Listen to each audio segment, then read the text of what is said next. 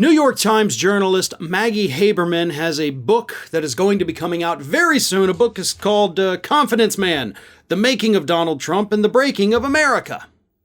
Now, we have talked about this book before because it made headlines a couple weeks ago when Maggie Haberman revealed some information that she had gotten from Trump himself that actually is very relevant in multiple criminal investigations into Donald Trump. Evidence that she should have brought forward a long time ago, but didn't, because she wanted to put it in her book and sell books. Well, guess what? We have even more of those kinds of revelations now, thanks to an excerpt of the book published in The Atlantic over the weekend. And Maggie Haberman says that on September 16th, 2021, so a little bit over a year ago, Donald Trump told her that he took documents from the White House. Let me read this excerpt for you.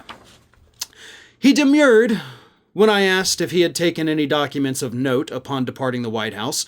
Nothing of great urgency, no, he said, before mentioning the letters that Kim Jong-un had sent him, which he had showed off to so many Oval Office visitors that advisors were concerned he was being careless with sensitive material. He kept talking, seeming to have registered my surprise, and said, no, I think that's in the archives, but most of it is in the archives. But the Kim Jong-un letters, we have incredible things. We have incredible things. Do you know what that statement is right there? In my opinion, that's an admission of a crime. Right? Maybe not a violation of the Espionage Act, which is one of the things he's being investigated for, but sure as hell a violation of the Presidential Records Act. Even though those letters were sent to Donald J. Trump from Kim Jong-un, they're not his letters. There was official correspondence sent to the President of the United States. So basically, those letters were not sent to a man, even though they had the man's name on them. They're sent to an entity of the United States government. And because that entity happens to be the President of the United States, those documents, even if they were personal love letters from Kim Jong-un, belong to the United States of America and not Donald Trump, and having them in his possession was in fact a violation of the Presidential Records Act. Now you may be thinking, hold up there, Farron. He said the National Archives had them. They asked him for these documents and he gave them back. No, he didn't. No, he didn't. They were among the documents recovered from Mar-a-Lago during that August 6th visit from the FBI.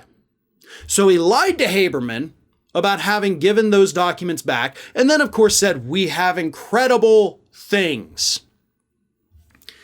Haberman is not an idiot. Haberman is very smart. She's a very talented journalist, which of course is why it's all the more disappointing that she sat on this incredibly incriminating evidence for over a year so that she could sell some books.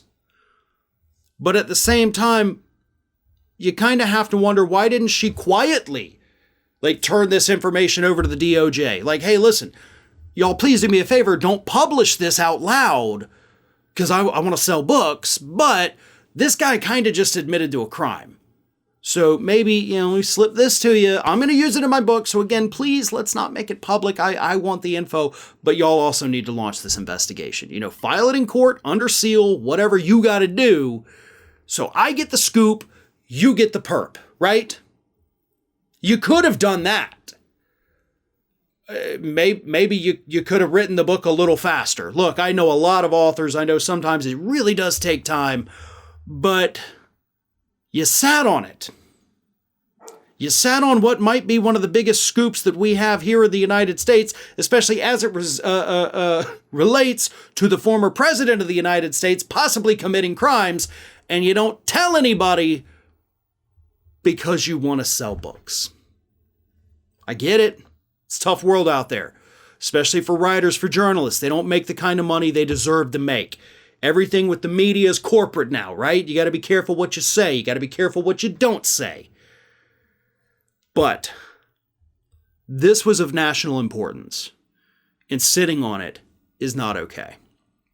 I hope Haberman sells a lot of books. I genuinely hope she does. I hope she makes a lot of money. Because if she doesn't, then none of this was worth it, right? We lose information for over a year that could have maybe expedited this investigation and she makes no money. That's not cool. So I hope somebody profits off of this, because God knows the United States isn't. But I hope what happens too is that they call her as a material witness if Donald Trump doesn't get indicted and go to trial, because he admitted it to her. And in my book, that makes her a material witness, and she needs to take the stand. And hey, silver lining there, Maggie, I guarantee you that's going to sell you even more books if you testify against Donald Trump. Hey everyone, this is Aspen.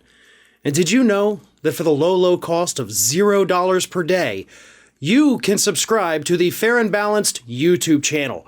We also encourage you to like, comment, and share. But again, click that subscribe button and help Aspen not be so grumpy.